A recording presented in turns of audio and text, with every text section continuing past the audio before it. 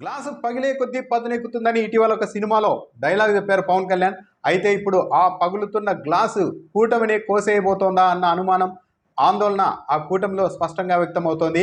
Glass గుర్తును రాష్ట్ర వ్యాప్తంగా దాదాపు 50కి పైగా శాసనసభ నియోజకవర్గాల్లో ఇండిపెండెంట్లకు, చిన్న చిన్న రాజకీయ పార్టీలకు ఈసీ కేటాయించింది. ఈ గుర్తు తమకు మాత్రమే కేటాయిస్తామని ఇదివరకే ఈసీ తమకు లేఖ కూడా పంపిందంటూ జనసేన చెబుతూ వచ్చింది. అయితే ఫ్రీ సింబల్ జాబితా నుంచి గ్లాస్ గుర్తును తొలగించలేదు. దాంతో ఇండిపెండెంట్లు చాలామంది ఈ గుర్తును ఎంపిక చేసుకున్నారు. ఇప్పుడే సమస్యగా మారింది. దానికి తోడు సోషల్ మీడియాలో అప్పుడే జరుగుతున్న ప్రచారం జనసేన, తెలుగుదేశం పార్టీని మరింత ఆందోళనకు గురి చేస్తోంది. కొందరు జనసేన పార్టీ ఓటర్లను అమాయకుల్ని చేసి మభ్యపెట్టేందుకు, దారి తప్పించేందుకు వ్యూహాత్మకంగా ప్రచారం చేస్తూ ఉన్నారని కూడా జనసేన ఆగ్రహం వ్యక్తం చేస్తోంది. కొందరు సోషల్ మీడియాలో పోస్టులు పెడుతూ ఉన్నారు. జనసేన కార్యకర్తలు ఎవరు కంగారు పడగద్దండి, కన్ఫ్యూజ్ కావద్దండి. 175 నియోజకవర్గాల్లో కూడా గ్లాస్ గుర్తు ఉంటుంది. కాబట్టి 175 నియోజకవర్గాల్లో కూడా గ్లాస్ గుర్తుకే ఓటేయండి.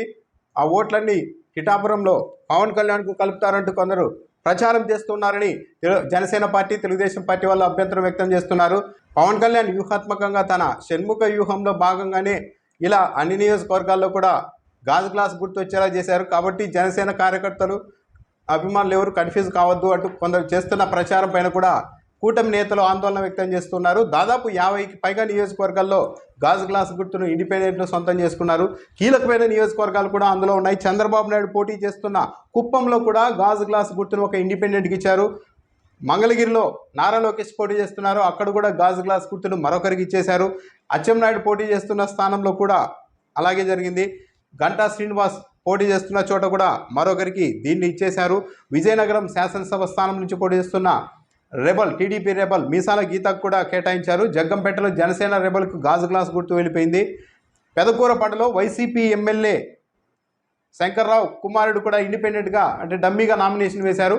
ఆయనకు గ్లాస్ గుర్తు వచ్చింది. దీనిపైనే ఇదంతా వ్యూహాత్మకంగా వైసీపీ వాళ్ళు చేశారని టీడీపీ కూటమి ఆరోపించేందుకు అవకాశం ఇస్తోంది. దాంతోపాటు చంద్రగిరి, తాడిపత్రి, రాప్తాడు, గుంతకల్లు నియోజకవర్గాలు కూడా గ్లాస్ గుర్తుని ఇతరులకు ఇచ్చేశారు. ఆదోనిలో కూడా అదే జరిగింది. పత్తికొండలో కూడా గ్లాస్ గుర్తు ఇండిపెండెంట్కి ఇచ్చేశారు. పత్తికొండలో ఈ గ్లాస్ గుర్తును నేషనల్ నవక్రాంతి పార్టీ అభ్యర్థికి ఇచ్చారు. నెల్లూరు జిల్లా కావలిలో కూడా స్వతంత్ర అభ్యర్థికి ఇది ఇచ్చేశారు గ్లాస్ గుర్తును. చాలా నియోజకవర్గాల్లో ఇదే ఉంది. కడప జిల్లాలో కమలాపురం, మైదుకూరు, రాజంపేటలో కూడా గ్లాస్ గుర్తులు ఇతరులకు ఇచ్చేశారు. మదనపల్లిలో స్వతంత్ర అభ్యర్థికి గ్లాస్ గుర్తిచ్చారు. ఒంగోలు, అనకాపల్లి, రాజమహేంద్రవరం, విజయవాడ, గుంటూరు, బాపట్ల లోక్సభ స్థానాల్లో పోటీ చేస్తున్న స్వతంత్రులకు కూడా గ్లాస్ గుర్తిచ్చేశారు. అనకాపల్లిలో సీఎం రమేష్ పోటీ చేస్తున్నారు. అసలు ఆయన లాబింగ్లో ఆయన్ని మించిన వారు లేరు. మొత్తం దేన్నైనా కూడా తలకిందులు చేసేస్తారు, క్షణాల్లో ఈక్వేషన్ మార్చేస్తారని పేరుంది. కానీ అలాంటి సీఎం రమేష్ పోటీ చేస్తున్న స్థానంలో కూడా గ్లాస్ గుర్తు ఇండిపెండెంట్కి వెళ్ళిపోయింది. దీంతో అసలు సీఎం రమేష్ ఏం చేస్తున్నారు అన్న విమర్శలు కూడా సోషల్ మీడియాలో టీడీపీ, బీజేపీ కూటమి నుంచి వస్తున్నాయి. ఇలా చాలా చోట్ల జరిగింది. ఆముదాల వలస, విశాఖపట్నం తూర్పు, విజయవాడ సెంట్రల్, విజయవాడ తూర్పు, మైలవరం, జగ్గయ్యపేట, గన్నవరం, మచిలీపట్నం, పాలకొల్లు, తణుకు, మండపేట, రాజమండ్రి అర్బన్ నియోజకవర్గాల్లో కూడా గ్లాస్ గుర్తు ఇండిపెండెంట్కి ఇచ్చారు. అద్దంకి, పర్చూరు, చీరాలలో కూడా ఇదే జరిగింది. సో చాలా చోట్ల గ్లాస్ గుర్తు అయితే ఉంటుంది. జనసేన పోటీ చేస్తున్న చోట గ్లాస్ గుర్తు జనసేనకే ఉంటుంది. కానీ అసలైన ఇబ్బంది తెలుగుదేశం పార్టీ వాళ్ళు పోటీ చేసే చోట్లనే. అక్కడ జనసేన పోటీ చేయకపోయినప్పటికీ కూడా ఈ గ్లాస్ గుర్తును చూసి ఎవరైనా కన్ఫ్యూజ్ అయ్యి ఆ గుర్తుకు ఓటేస్తే ఆ మేరకు తెలుగుదేశం పార్టీకి నష్టం చేకూరే అవకాశం ఉంటుంది. సో ఇప్పుడు జనసేన ఏం చేస్తుంది అన్నది చూడాలి. ఎలక్షన్లు అయితే దగ్గరికి వచ్చాయి. ఫ్రీ సింబల్ ఖాతాలో ఉండడంతో నిబంధనల ప్రకారమే తాము గుర్తును కేటాయించామని ఎన్నికల అధికారులు చెబుతున్నారు. ఇప్పుడు దీనిపైన జనసేన న్యాయ పోరాటం చేస్తుందా?